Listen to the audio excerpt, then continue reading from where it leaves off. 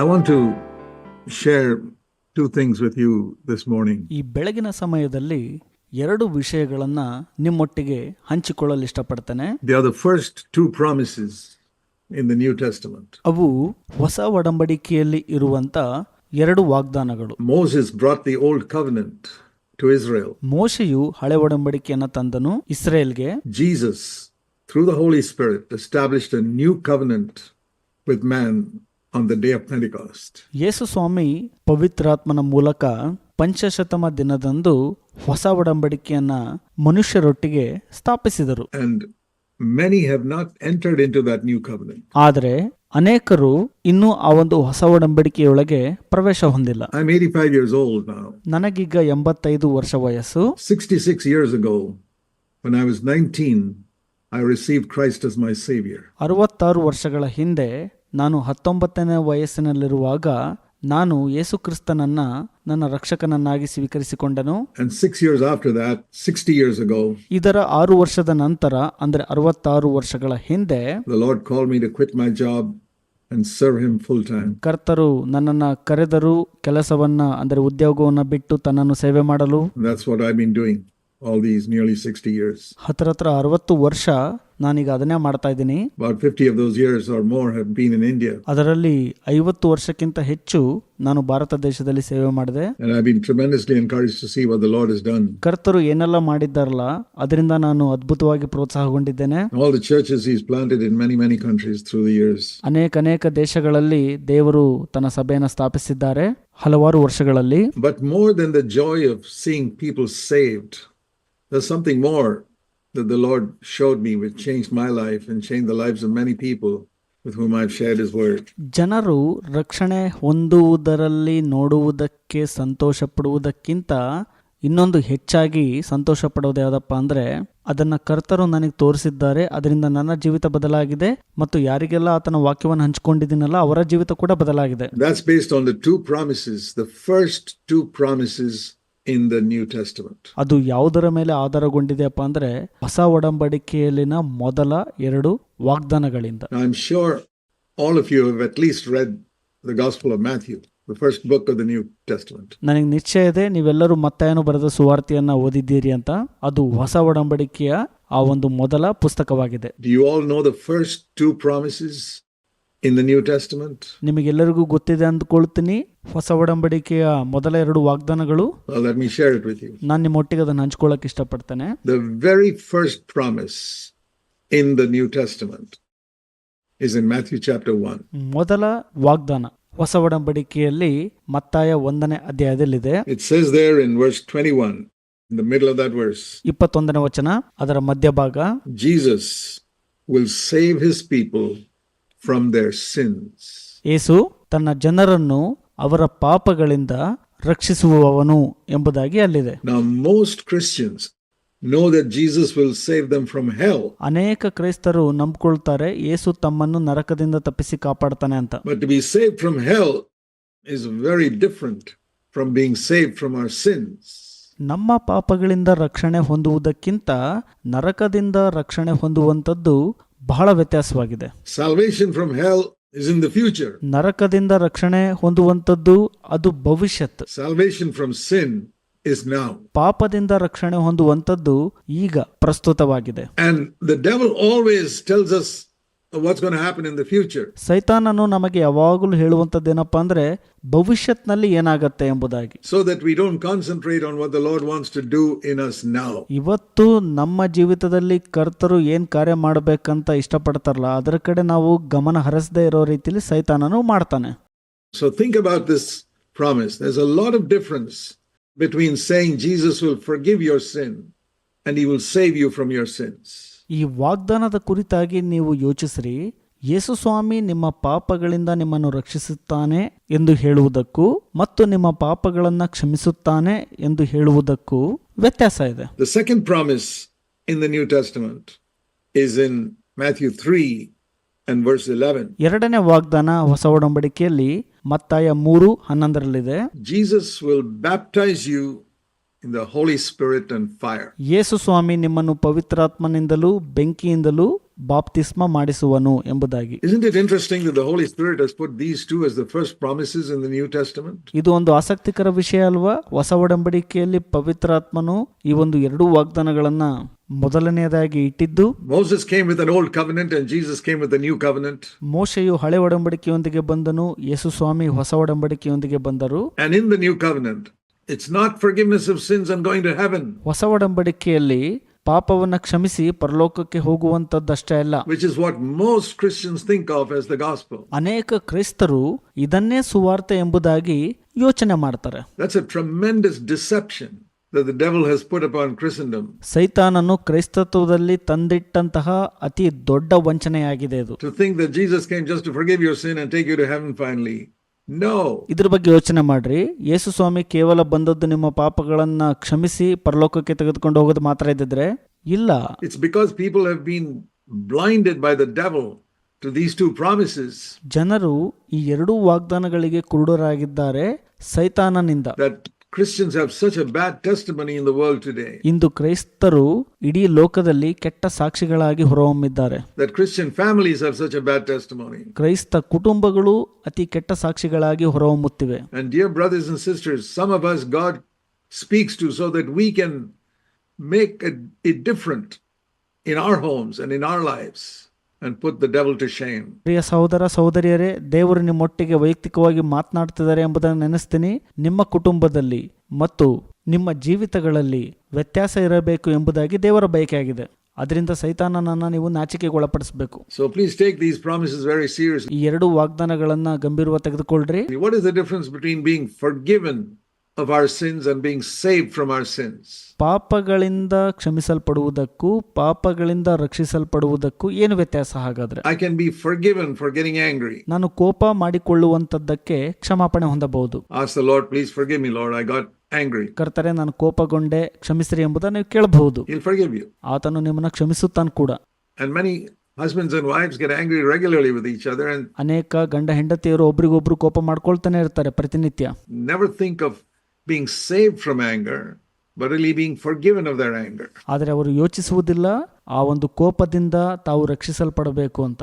ಆ ಕೋಪಕ್ಕೆ ಕ್ಷಮಾಪಣೆಯನ್ನ ಮಾತ್ರ ಎದುರು ನೋಡ್ತಿರ್ತಾರೆ ಅನೇಕರು. We receive from God what we ask for. ನಾವು ಏನೆಲ್ಲ ದೇವರಿಂದ ಕೇಳಿದಿವಲ್ಲ ಅದನ್ನೇ ಸ್ವೀಕಾರ ಮಾಡ್ಕೊಳ್ತೀವಿ. There's nothing we can receive from God if we don't believe it. ನಾವು ಅದನ್ನ ನಂಬಲಿಲ್ಲ ಅಂದ್ರೆ ದೇವರಿಂದ ಏನನ್ನೂ ಪಡ್ಕೊಳ್ಳಲ್ಲ ನಾವು. According to your faith be it unto you is a principle in all the Christian life. ನಿಮ್ಮ ನಂಬಿಕೆಗೆ ಅನುಸಾರವಾಗಿ ಅದಾಗತ್ತೆ. ಇಡೀ ಕ್ರೈಸ್ತ ಜೀವಿತದ ತತ್ವ ಇದೇ ಆಗಿದೆ. God speaks, but if I don't believe it, it doesn't work. ದೇವರು ಮಾತನಾಡ್ತಾರೆ, ನಾನು ಅದನ್ನು ನಂಬಲಿಲ್ಲ ಅಂದ್ರೆ ಅದು ಕಾರ್ಯಗತಗೊಳ್ಳುವುದಿಲ್ಲ. Even forgiveness of sins. ಪಾಪ ಕ್ಷಮಾಪಣೆನೂ ಕೂಡ. Christ died on the cross 2000 years ago nearly. 2000 ವರ್ಷಗಳ ಹಿಂದೆ ಕ್ರಿಸ್ತನು ಶಿಲುಬೆಯಲ್ಲಿ ಮರಣ ಹೊಂದಿದರು. But many who don't receive him are not forgiven. ಆತನನ್ನ ಸ್ವೀಕಾರ ಮಾಡ್ಕೊಳ್ಳಕ್ಕಾಗದೇ ಇರುವಂತ ನೀವು ಕ್ಷಮಾಪಣೆಯನ್ನ ಹೊಂದ್ಕೊಳ್ಳಕ್ಕಾಗಲ್ಲ. God sent the Holy Spirit nearly 2000 years ago. 2000 ವರ್ಷಗಳ ಹಿಂದೆನೆ ದೇವರು ಪವಿತ್ರಾತ್ಮನನ್ನ ಕಳುಹಿಸಿಕೊಟ್ಟರು. But multitudes of Christians have not been filled with the Holy Spirit. ಆದರೆ ಬಹುಮಂದಿ ವಿಶ್ವಾಸಿಗಳು ಪವಿತ್ರಾತ್ಮನಿಂದ ತುಂಬಲ್ಪಟ್ಟಿಲ್ಲ. Because it is according to our faith that we have. ಯಾಕಂದ್ರೆ ಇದು ನಮ್ಮ ನಂಬಿಕೆಗೆ ಅನುಗುಣವಾಗಿ. You know the simple principle that we read in Ephesians 2:8, by grace are you saved through faith. ಸರಳ ತತ್ವ ಎಫೆಸ 2:8 ಹೇಳೋ ಪ್ರಕಾರ ಕೃಪೆಯಿಂದಲೇ ನಂಬಿಕೆಯ ಮೂಲಕ ನೀವು ರಕ್ಷಣೆ ಹೊಂದಿದವರಾಗಿದ್ದೀರಿ. Grace, faith, salvation. ಕೃಪೆ, ನಂಬಿಕೆ, ರಕ್ಷಣೆ. By grace through faith have you been saved. ಕೃಪೆಯಿಂದಲೇ ನಂಬಿಕೆಯ ಮೂಲಕ ನೀವು ರಕ್ಷಣೆ ಹೊಂದಿದ್ದೀರಿ. That not of works. ಅದು ನಮ್ಮ ಕಾರ್ಯವಲ್ಲ. So I see this like grace is God's hand reaching down from heaven. ನಾನು ಅದನ್ನ ಯಾವ ತರ ನೋಡ್ತೀನಪ್ಪ ಅಂದ್ರೆ, ಕೃಪೆ ಅಂದ್ರೆ ದೇವರ ಹಸ್ತ ಪರಲೋಕದಿಂದ ತನ್ನ ಹಸ್ತವನ್ನ ಚಾಚುತ್ತಿದ್ದಾರೆ ದೇವರು. With every spiritual blessing in Christ. ಕ್ರಿಸ್ತನಲ್ಲಿನ ಪ್ರತಿಯೊಂದು ಆತ್ಮಿಕ ಐಶ್ವರ್ಯಗಳನ್ನ ನಮಗೆ ಕೊಡಲು. Faith is my hand reaching up and saying thank you Lord and taking it. ನಂಬಿಕೆ ಅಂದ್ರೆ ನನ್ನ ಹಸ್ತ ಕರ್ತನ ಕಡೆಗೆ ಚಾಚಿ, ಕರ್ತರೆ ನಿಮಗೆ ಕೃತಜ್ಞತೆಗಳು ಎಂದು ಹೇಳಿ ಅವುಗಳನ್ನು ತೆಗೆದುಕೊಳ್ಳುವಂತದ್ದಾಗಿದೆ. If my faith does not reach up and take that, ಒಂದು ವೇಳೆ ನನ್ನ ನಂಬಿಕೆಯು ಚಾಚಿ ಅವುಗಳನ್ನು ತೆಗೆದುಕೊಳ್ಳಲಿಲ್ಲ ಅಂದ್ರೆ, God's hand is just stretched out and I remain empty. ದೇವರ ಹಸ್ತವು ಸುಮ್ಮನೆ ಚಾಚಿ ನಾನು ಅದರಿಂದ ಖಾಲಿಯಾಗಿ ತೆಗೆದುಕೊಳ್ತೇನೆ. And how much I receive depends on how much I have faith for. ನಾನು ಎಷ್ಟು ನಂಬಿಕೆಯನ್ನು ಹೊಂದಿದ್ದೇನಲ್ಲ ಅಷ್ಟಾಗಿ ಸ್ವೀಕರಿಸಿಕೊಳ್ತೇನೆ. Because the other principle in scripture is according to your faith be it unto you. ಸತ್ಯವೇದದ ಮತ್ತೊಂದು ತತ್ವ ಯಾವುದಪ್ಪ ಅಂದ್ರೆ ನಿಮ್ಮ ನಂಬಿಕೆಗೆ ಅನುಗುಣವಾಗಿ ಅದು ಆಗ್ಲಿ ಅಂತ. Jesus often said that. ಯೇಸು ಸ್ವಾಮಿ ಸಾಕಷ್ಟು ಬಾರಿ ಹೇಳಿದ್ದಾರೆ ಅದನ್ನ. So it's not according to how much God wants to give us.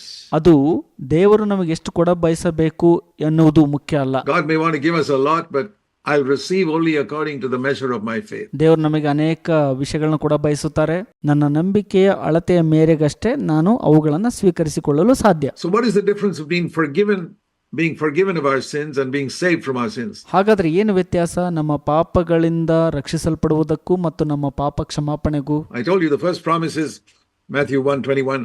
He will save his people from their sins. ಮತ್ತಾಯ 1:21 ಮೊದಲ ವಾಗ್ದಾನ ನಾನು ನಿಮಗೆ ಹೇಳಿದೆ, ಆತನು ತನ್ನ ಜನರನ್ನು ಅವರ ಪಾಪಗಳಿಂದ ರಕ್ಷಿಸುವನು. And when you read the scriptures, I want to encourage you to pray every time, Lord, give me revelation on your word. ನೀವು ಸತ್ಯವೇದದ ವಚನಗಳನ್ನ ಓದುವಾಗ ನಾನು ನಿಮಗೆ ಪ್ರೋತ್ಸಾಹ ಪಡಿಸುವುದೇನಪ್ಪ ಅಂದ್ರೆ, ನೀವು ಪ್ರತಿ ಬಾರಿ ಪ್ರಾರ್ಥಿಸ್ರಿ, ಕರ್ತನೆ ನಿಮ್ಮ ವಾಕ್ಯದ ಮೇಲೆ ನನಗೆ ಪ್ರಕಟಣೆ ಕೊಡ್ರಿ ದೇವ್ರೆ ಅಂತ ಹೇಳ್ರಿ. Not just intellectual understanding. ಸುಮ್ಮನೆ ಬುದ್ಧಿವಂತಿಕೆಯಿಂದ ಅರ್ಥ ಮಾಡ್ಕೊಳ್ಳೋದು ಪ್ರಯೋಜನ ಇಲ್ಲ. There are multitudes of people who go to Bible schools and intellectually study the Bible. ಬಹು ಮಂದಿ ಬೈಬಲ್ ಸ್ಕೂಲ್ಗಳಿಗೆ ಹೋಗ್ತಾರೆ, ಬುದ್ಧಿವಂತಿಕೆಯಿಂದ ಅಧ್ಯಯನ ಮಾಡ್ತಾರೆ, ಅದನ್ನು ತಿಳ್ಕೊಳ್ತಾರೆ. Study the Greek and the Hebrew and all those languages, but who don't have revelation.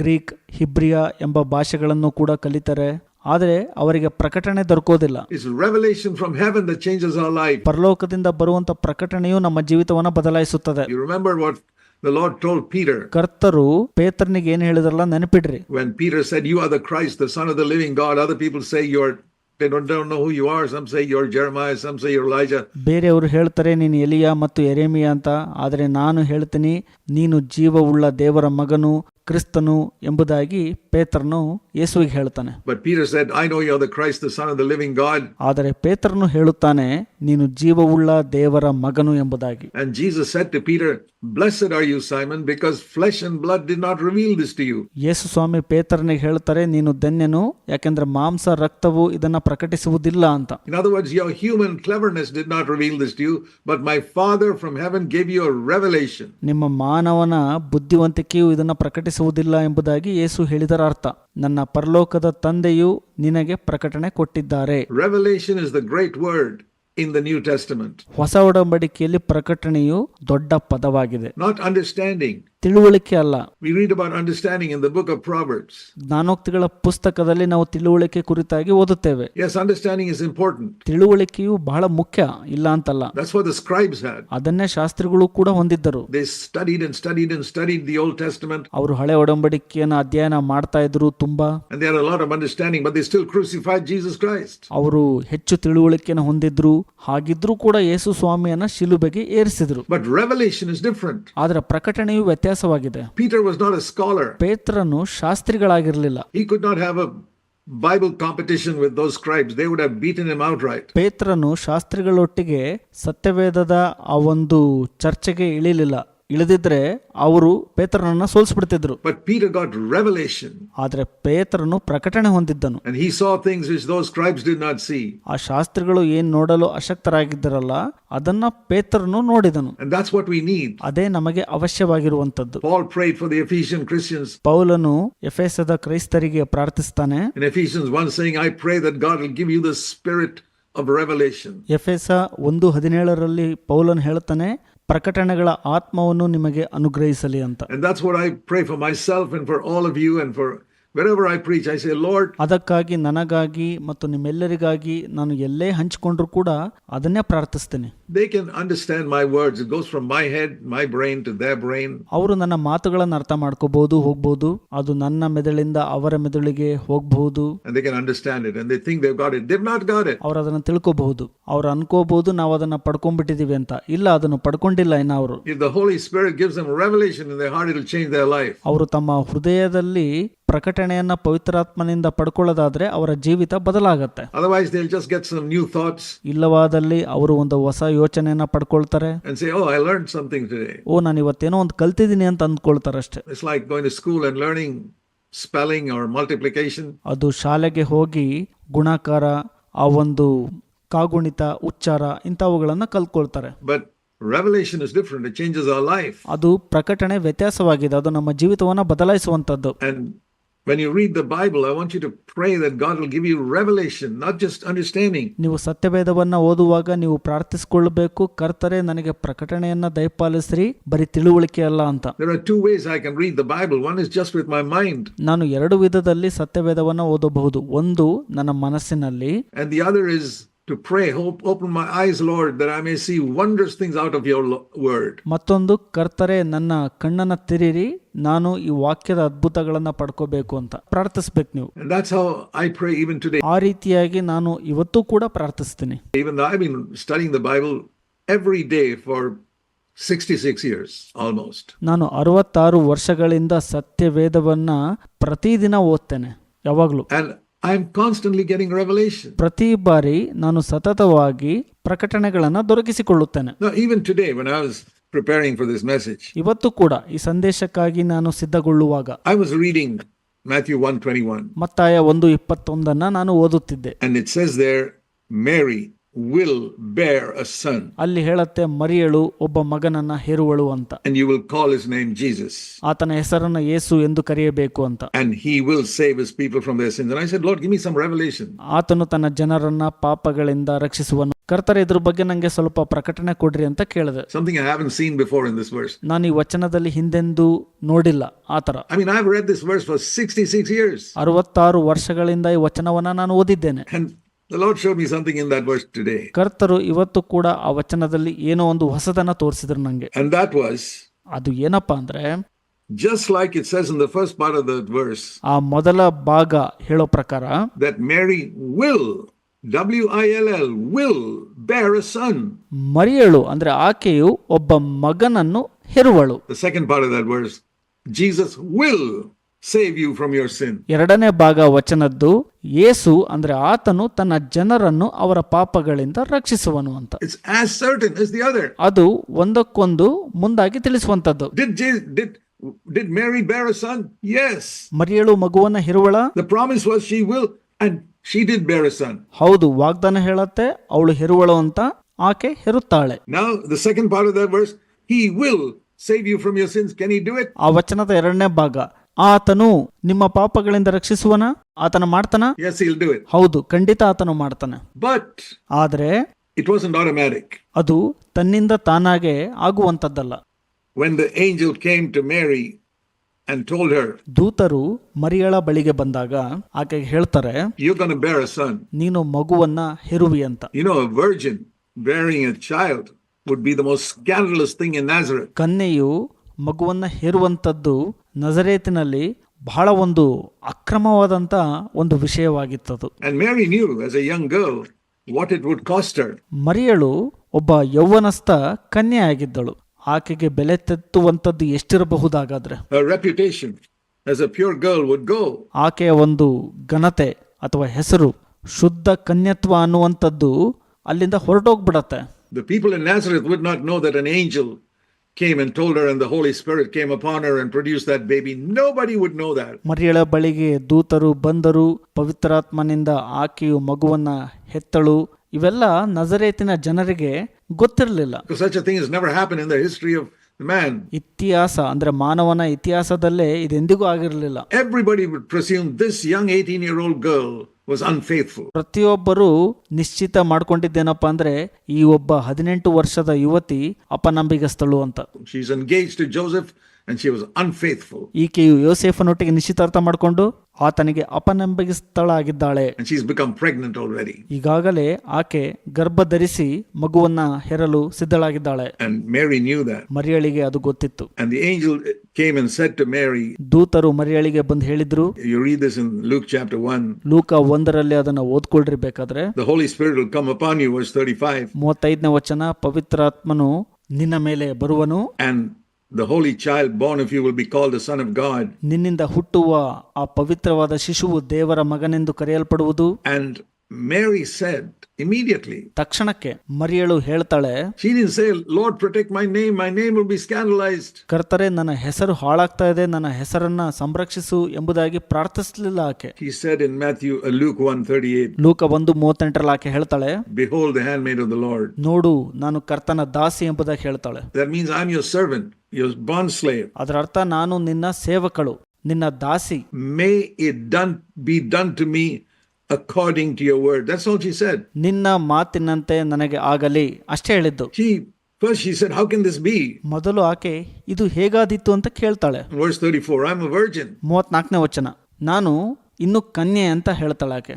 And the angel said, the Holy Spirit will come upon you. ಪವಿತ್ರಾತ್ಮನು ನಿನ್ನ ಮೇಲೆ ಬರುವುದು ಅಂತ ದೂತನು ಹೇಳ್ತಾನೆ. And you will receive power. ನಿನಗೆ ಬಲ ಸಿಗತ್ತೆ. And supernaturally, this holy child, the Son of God, the body will be formed inside your womb. ಅದ್ಭುತ ಶಕ್ತಿಯಿಂದ ಪವಿತ್ರವಾದ ಶಿಶುವು, ಆ ಒಂದು ದೇವರ ಮಗನೆನಿಸಿಕೊಳ್ಳುವ ಆ ಒಂದು ಕೂಸು ನಿನ್ನ ಹೊಟ್ಟೆಯಲ್ಲಿ ಹುಟ್ಟುವುದು ಅಂತ ಹೇಳ್ತಾರೆ. Now, I want to apply that to ಅದನ್ನ ನಾನು ಯಾವ್ದಕ್ಕೆ ಅನ್ವಯಿಸಿಕೊಳ್ತೀನಪ್ಪ ಅಂದ್ರೆ overcoming sin. ಪಾಪವನ್ನ ಜಯಿಸುವುದಕ್ಕೆ ಹೋಲಿಸಿಕೊಳ್ಳುತ್ತೇನೆ. What did we say?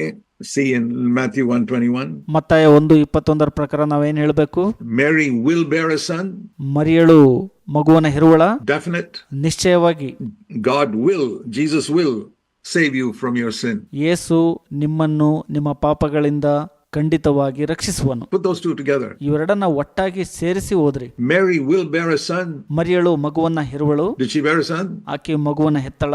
Yes, but not without her cooperation. ನಿಶ್ಚಯವಾಗಿ ಆಕೆಯ ಸಹಕಾರವಿಲ್ಲದೆ ಆಗ್ತಿರ್ಲಿಲ್ಲ. If she had said to the Lord, ಆಕೆ ಕರ್ತನಿಗೆ ಏನಾದರೂ ಹೇಳ್ಬಿಟ್ಟಿದ್ರೆ, Lord, that's going to scandalize me. I don't want that. Choose somebody else. ಅದು ನನ್ನ ಹೆಸರಿಗೆ ಕಳಂಕ ಬರುತ್ತೆ, ಅದು ನನಗೆ ಬೇಡ ಅಂತ ಹೇಳಿದ್ರೆ, ಬೇರೆ ಯಾರನ್ನಾದ್ರೂ ಆರಿಸ್ಕೊ ಅಂತ ಹೇಳಿದ್ರೆ, do you think God would have forced Mary to give birth to Jesus? ಯೇಸು ಸ್ವಾಮಿಗೆ ಹುಟ್ಟನ್ನ ಕೊಡು ಅಂತ ದೇವರು ಒತ್ತಾಯ ಏನಾದರೂ ಮಾಡ್ತಿದ್ರ? ಖಂಡಿತ ಇಲ್ಲ. No, God never forces anybody for anything. He doesn't even force people to go to heaven. ದೇವರು ಯಾರಿಗೂ ಕೂಡ ಯಾವುದಕ್ಕೂ ಒತ್ತಾಯ ಮಾಡೋಲ್ಲ. ಪರಲೋಕಕ್ಕೆ ಹೋಗುವಂತೆ ಕೂಡ ಒತ್ತಾಯ ಮಾಡೋಲ್ಲ. He doesn't force a person to overcome sin. He doesn't force a person to do anything. ಪಾಪವನ್ನ ಜಯಗಳಿಸುವಂತೆ ಒತ್ತಾಯ ಕೂಡ ಮಾಡಲ್ಲ ದೇವರು. ಯಾವುದನ್ನು ಕೂಡ ಮಾಡುವಂತೆ ದೇವರು ಯಾರಿಗೂ ಒತ್ತಾಯ ಮಾಡಲ್ಲ. The one thing God respects in all human beings is free will. ಮನುಷ್ಯರಿಗೆ ದೇವರು ಕೊಡುವಂತ ಒಂದೇ ಒಂದು ಗೌರವ ಯಾವ್ದಪ್ಪ ಅಂದ್ರೆ ಅವರಿಗೆ ಕೊಡುವಂತ ಸ್ವತಂತ್ರ ಚಿತ್ತ. It's because God gives man free will, and even believers who are born again, He gives them free will. That's why believers commit so many sins. ದೇವರು ಪ್ರತಿಯೊಬ್ಬರಿಗೂ ಸ್ವತಂತ್ರ ಚಿತ್ತ ಕೊಟ್ಟಿದ್ದಾರೆ.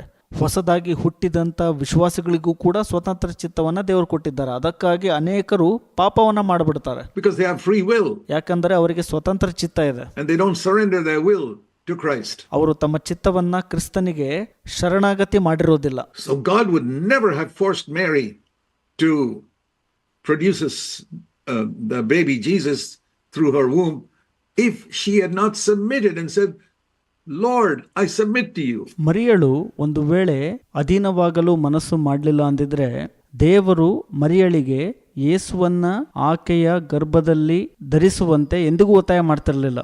ಕರ್ತನೆ, ನಾನು ನಿನಗೆ ಅಧೀನವಾಗುತ್ತೇನೆ ಎಂಬುದಾಗಿ ಆಕೆ ಹೇಳಿದಳು. And it's exactly the same with the second thing here. ಎರಡನೇ ಸಂಗತಿಗೂ ಕೂಡ ಅದೇ ರೀತಿ ಆಗುವಂತದ್ದಿಲ್ಲ. He will save you from your sin, but it won't be automatic. ಆತನು ನಿಮ್ಮನ್ನು ನಿಮ್ಮ ಪಾಪಗಳಿಂದ ರಕ್ಷಿಸುವನು, ಅದು ತಕ್ಷಣಕ್ಕೆ ಆಗುವಂತದ್ದಲ್ಲ. You have to say, Lord, I submit to you whatever the price may be. ನೀವು ಹೇಳಬೇಕು, ಕರ್ತರೆ, ನಾನು ಅಧೀನನಾಗುತ್ತೇನೆ, ಅದು ಎಷ್ಟೇ ಬೆಲೆ ಆದ್ರೂ ಕೂಡ. Mary had to pay a tremendous price. ಮರಿಯಳು ದೊಡ್ಡ ಬೆಲೆನ ತೆತ್ತಳು. Scandalized throughout the town of Nazareth. ಆಕೆಯ ಹೆಸರು ಹದಗೆಡ್ತಾ ಇತ್ತು ಇಡೀ ಆ ಒಂದು ನಜರೇತ್ ಎಂಬ ಊರಿನಲ್ಲಿ. She accepted it. ಆದ್ರೂ ಕೂಡ ಆಕೆ ಅದನ್ನು ಸ್ವೀಕರಿಸಿಕೊಂಡಳು. Everybody will misunderstand you when you become pregnant as a young unmarried girl. ಪ್ರತಿಯೊಬ್ಬರು ನಿಮ್ಮನ್ನ ತಪ್ಪಾಗಿ ಅರ್ಥ ಮಾಡ್ಕೊಳ್ತಾರೆ. ಒಬ್ಬ ಮದುವೆ ಆಗದಂತ ಕನ್ಯೆಯಾಗಿದ್ದುಕೊಂಡು ಗರ್ಭಿಣಿ ಆದಾಗ accepted. ಅದನ್ನ ಆಕೆ ಒಪ್ಪಿಕೊಂಡಳು. Think of this, how it would be. I mean, any young girl here will know how her name will be scandalized if she becomes pregnant before she gets married. ಒಬ್ಬ ಯೌವನಸ್ಥ ಹುಡುಗಿ ಯಾರಾದ್ರೂ ಇಲ್ಲಿದ್ರೆ ಅವ್ರಿಗೆ ಇದ್ರ ಬಗ್ಗೆ ಗೊತ್ತಾಗತ್ತೆ. ಅದ್ರ ಬಗ್ಗೆ ಯೋಚನೆ ಮಾಡ್ರಿ. ಆಕೆ ಮದುವೆ ಆಗಕ್ಕಿಂತ ಮೊದಲೇನೆ ಕನ್ಯೆ ಆಗಿದ್ದಾಗ ಗರ್ಭಿಣಿ ಆಗಿದ್ರೆ ಹೇಗಿರತ್ತೆ ಆಕೆ ಹೆಸರು ಹದಗೆಟ್ಟಾಗ. Think of that. Sometimes we don't think what Mary had to go through. ಮರಿಯಳು ಎಷ್ಟು ನೋವನ್ನ ಹಾದು ಹೋಗಿರ್ಬೋದು ಆ ಸಮಯದಲ್ಲಿ. And when we see that she submitted to the Lord, What a tremendous submission that was. ಆಕೆಯು ಕರ್ತನಿಗೆ ಅಧೀನವಾದಾಗ ಎಂತಹ ದೊಡ್ಡ ಅಧೀನವಾಗಿತ್ತದು. And God honored her. ದೇವರು ಆಕೆಯನ್ನ ಗೌರವಿಸಿದರು, ಸನ್ಮಾನಿಸಿದರು. So what I want to say is, ನಾನು ಏನ್ ಹೇಳಕ್ ಇಷ್ಟಪಡ್ತಾ ಇದೀನಪ್ಪ ಅಂದ್ರೆ, she will bear a son, Matthew 1:21. ಆಕೆಯು ಮಗುವನ್ನ ಹೆರುವಳು, ಮತ್ತಾಯ 1:21. But it could not be without her permission. ಆದ್ರೆ ಆಕೆ ಅನುಮತಿ ಇಲ್ಲದೆ ಆಗ್ತಿರ್ಲಿಲ್ಲ ಅದು. God never does anything without cooperation from the human side. ಮನುಷ್ಯನ ಕಡೆಯಿಂದ ಸಹಕಾರ ದೊರಕದೆ ದೇವರು ಅವರಲ್ಲಿ ಏನನ್ನು ಮಾಡೋದಿಲ್ಲ. The second part, he will save you from your sins. Why hasn't it happened so far? ಎರಡನೇ ಭಾಗ, ಆತನು ನಿಮ್ಮನ್ನು ನಿಮ್ಮ ಪಾಪಗಳಿಂದ ರಕ್ಷಿಸುವನು ಎಂಬುದಾಗಿ. ಯಾಕೆ ಅದಿನ್ನೂ ನಿಮ್ಮಲ್ಲಾಗಿಲ್ಲ? If Mary had not submitted, she would not have given birth to Jesus. ಮರಿಯಳು ಆಕೆಯು ಅಧೀನವಾಗ್ಲಿಲ್ಲ ಅಂದಿದ್ರೆ ಯೇಸುವಿಗೆ ಜನನ ಕೊಡ್ತಿರ್ಲಿಲ್ಲ. And he will save you from your sins. If it has not happened so far, ಆತನು ನಿಮ್ಮನ್ನು ನಿಮ್ಮ ಪಾಪಗಳಿಂದ ರಕ್ಷಿಸುವನು, ಇದು ನಿಮ್ಮಲ್ಲಿ ಇದುವರೆಗೂ ಆಗಿಲ್ಲ ಅಂದ್ರೆ, dear brother, sister, ಪ್ರಿಯ ಸಹೋದರ ಸಹೋದರಿ, it's not because of any reluctance on God's part. ಅದು ಯಾಕಿರಬಹುದು ಅಂದ್ರೆ, ಅದು ದೇವರ ಕಡೆಯಿಂದ ಏನೋ ಒಂದು ತಪ್ಪಾಗಿದೆ ಅಂತಲ್ಲ. Because you have not submitted like Mary, saying, Lord, whatever the price, I want that to be true in my life. ಮರಿಯಳ ರೀತಿಯಲ್ಲಿ, ಕರ್ತನೆ ಅದು ಎಷ್ಟೇ ಬೆಲೆ ತೆತ್ತಿದ್ರೂ ಕೂಡ ಅದು ನನ್ನ ಜೀವಿತದಲ್ಲಿ ಆಗಬೇಕು ಅನ್ನುವಂತ ಅಧೀನತೆ ಬಹಳ ಮುಖ್ಯ. ಅದು just like the first part of Matthew 1:21 was fulfilled in the life of Mary. ಮತ್ತಾಯ 1:21 ಮೊದಲ ಭಾಗದ ರೀತಿಯಲ್ಲಿ ಮರಿಯಳ ಜೀವಿತದಲ್ಲಿ ಅದು ನೆರವೇರಿತು. I want the second part of it to be fulfilled in my life. ಎರಡನೇ ಭಾಗ ನನ್ನ ಜೀವಿತದಲ್ಲಿ ಕೂಡ ನೆರವೇರಬೇಕು. Whatever the price. ಎಷ್ಟೇ ಬೆಲೆ ತೆತ್ತಿದ್ರೂ ಕೂಡ, ಅದು ಏನೇ ಆಗಿದ್ರೂ ಕೂಡ.